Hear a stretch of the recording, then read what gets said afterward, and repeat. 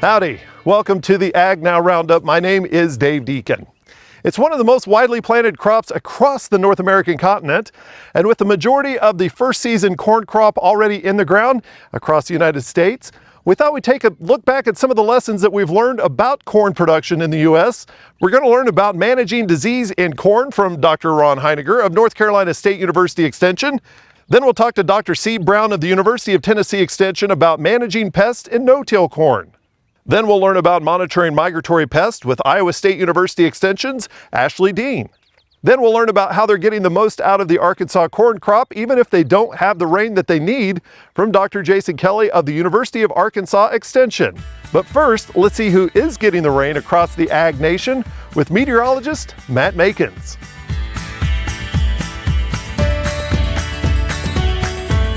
Let's get to the AgNow weather forecast. Matt Makins here. A number of hazards on the way. Kind of the most dominating feature of the weather pattern continues to be the heaviness of rainfall in a lot of locations. So let's break down the next week to 10 days and where the hazards are. In the very near term, heavy rainfall for the northern high plains, Montana, the Dakotas. Also heavy rainfall stretching from central and northern Texas through Oklahoma, and that bullseye goes all the way out towards Pittsburgh and even DC with heavy rainfall. Beyond that point, we're still going to be watching out for this region, kind of the central Mississippi, if you will, the central U.S., and that's going to be risks of more heavy rainfall from the 25th to the 27th.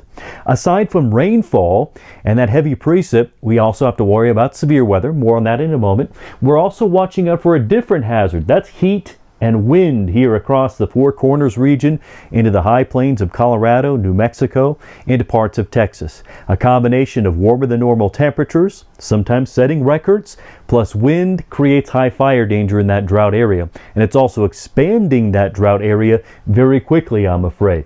Beyond these hazards shown here, let's look at the severe thunderstorm risks. Of course, every day they kind of merge around. A couple of bullseyes Friday, here Saturday, focusing on Kansas and Oklahoma. Then we get into Sunday, and now we're focusing on Illinois, Indiana, Kentucky, and Missouri.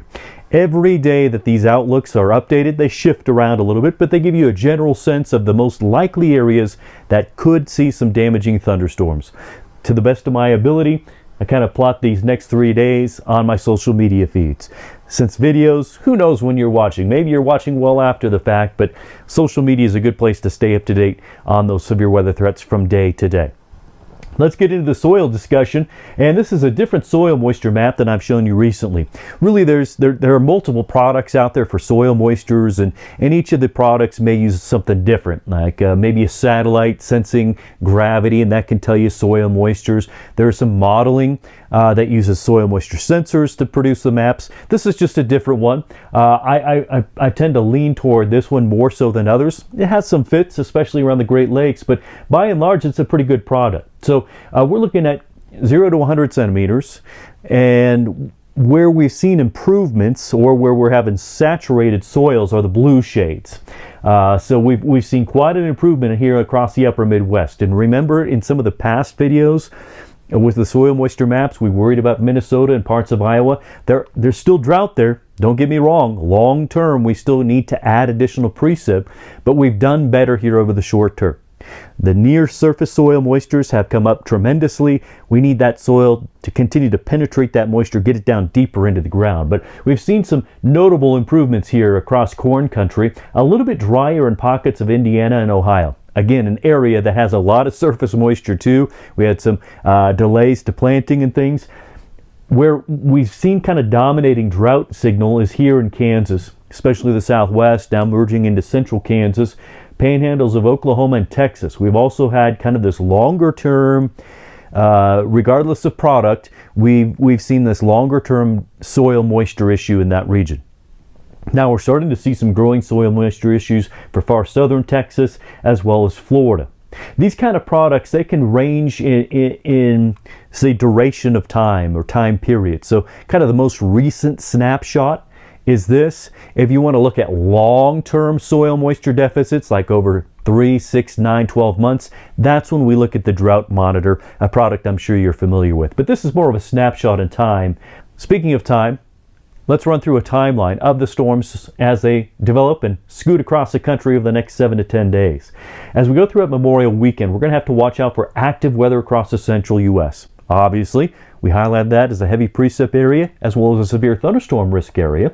As you go beyond this weekend into next, we get some quieter periods off to the west. The storm flow begins to subside a little bit. Once you get to I-25, kind of the cutoff of the Rockies, and go east of, that's when we'll watch for daily thunderstorms to pop up and scoot off to the east. And as they go off to the east, still a heavy rainfall threat and a severe thunderstorm threat. So by and large, we're turning our frequent big soak and rain systems that we've had over the last couple of weeks. As we get into June, we're going to turn more into what we classically think of with severe weather season. The thunderstorms that pop up, they're damaging with tornadoes and hail. They merge into a big line of wind and heavy rainfall as those complexes race across the plains. And that's what we'll look for periodically over the next 7 to 10 days. In terms of total moisture on the way, we have a couple of bullseyes to talk about. I kind of already alluded to the dryness of the west, the lower storm frequency. We have a lot of water coming into parts of Manitoba, as well as Saskatchewan, as well as Alberta and BC, as well as off to the eastern provinces too. A lot of rainfall coming into central Texas. It does work its way into the Panhandle. We also have some water coming into the Panhandle of Oklahoma to help some of that soil moisture issues we just talked about. Here's that bullseye up to the north. Let me fly that map in. And we're looking at this bullseye here. So this is back into corn country. Here's Des Moines, Milwaukee, and we're down toward Bloomington. In that triangular area, if you will, we're going to be looking at 2.5 to 3 to perhaps even 4-inch rainfall totals. Of course, it depends on the isolated nature of thunderstorms and things, but just generally looking, we have a soggy setup coming into that area. And remember this bullseye, which is part of the reason why I'm highlighting it now, northeastern Iowa.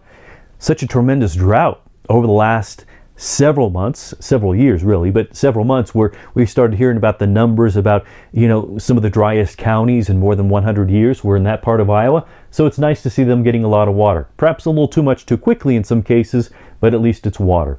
And there we have the bullseye down in central Texas. There's Abilene, and around Abilene we're expecting a couple to several inches of rainfall there as well. I live in the Rockies, so I'm used to snow and snow season, but we're running out of snow season here, aren't we, quickly? Here's the snowfall map, kind of dismal for the states, doing better up in the Canadian Rockies and coastal areas of BC. But back to the hazards map again, worried about the heat down across the south. Let's see if that subsides beyond the next week to 10 days. So as we look weekly here, your weekly outlooks will start off with temperatures. Kind of the next week to 10 days is represented here with the heat moving into Texas, cooler temperatures up to the north, and watch as that cooler pocket expands down to the south and kind of hangs out over the central and eastern states. So the extreme heat we've talked about, a lot of the record temperatures over the last 10, 20 days or so for the far south, it does cool. It moderates a little bit compared to the average. What about moisture at that same time? There's the bullseyes of that heavy moisture over the next week. Next week into early June, we're worried about the central plains, perhaps getting some water into the panhandles of Texas and Oklahoma, that is. As we get into June, still tracking moisture and look at the prevalent areas, kind of those high plains into the central plains. So the storm frequency may be shrinking down, becoming less frequent, but that doesn't mean the precip that's been favoring the central U.S. is going to stop anytime soon.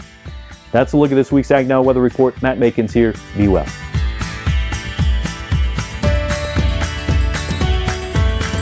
Well, thank you so much, Matt. And the rain that he's talking about is already impacting corn production across the United States. And that's why we're talking about corn this week on the AgNow Roundup. We're kicking things off with our discussion with Dr. Ron Heineger of North Carolina State University Extension about how he's working with corn producers across his state to lessen the impact of disease in their corn crop. Well, yeah, we get a lot of southern leaf blight in the coastal plain region. I don't know that we see a lot of that in the I-states, the Corn Belt area. We get northern leaf blight in the Piedmont. Now, I think you guys, back years and years ago, it was northern corn leaf blight that was a pandemic that struck corn back in the 70s or whenever that was. So you guys see some of that. The disease that probably affects us the most is southern rust. Southern rust is a tropical disease similar to common rust in corn, but it cannot overwinter very well. So it starts out in the Caribbean or the Central America, those wind-blown spores come into the southeastern United States, and they work up the coast there. How we deal with that is we hope it doesn't come early enough so that we get the crop finished before southern rust sets in, because it's a more difficult disease to control. It's very aggressive. Once you start seeing that outbreak of southern, you should have probably applied a fungicide a day or two earlier once you see it. Whenever it does come to that disease pressure, what are you suggesting to the growers across North Carolina? Well, of course, we try to emphasize the hybrid resistance where we can. The one disease I didn't mention was gray leaf spot, which most of the actual breeding for gray leaf spot resistance is done in the mountain valleys of western North Carolina, where it stays humid and foggy most of the day. So they have perfect environment for that. But so resistant hybrids is one tool that we really look at very closely. And then, of course, fungicides. The fungicides that we have today are very good. Common rust, southern leaf blighting, the northern leaf blight. These fungicides are very effective. We see a lot of growers in the southeastern United States, certainly in North Carolina, applying a fungicide about BTR1 to corn for these kinds of disease outbreaks. But I have to say that hybrid resistance has been solid for us. It's really helped us. From the time I started this job 30 years ago till today, we've seen an improvement in these hybrids that are able to resist these diseases, and that's helped a lot for these growers in the southeast.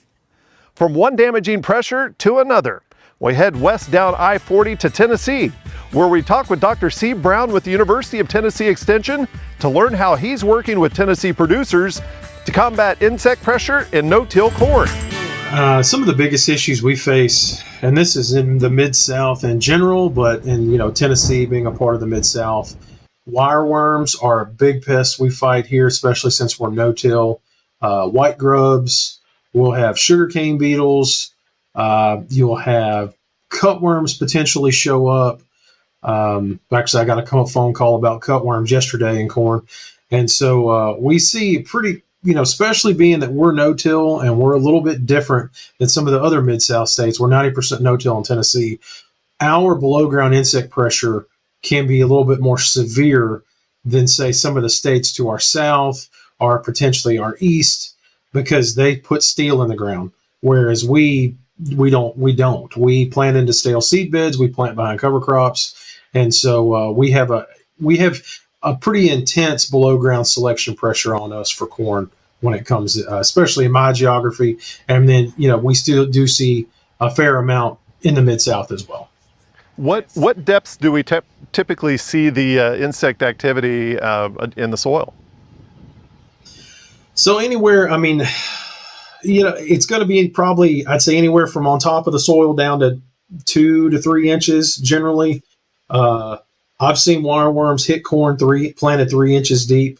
I've seen cutworms cut corn off an inch under the soil.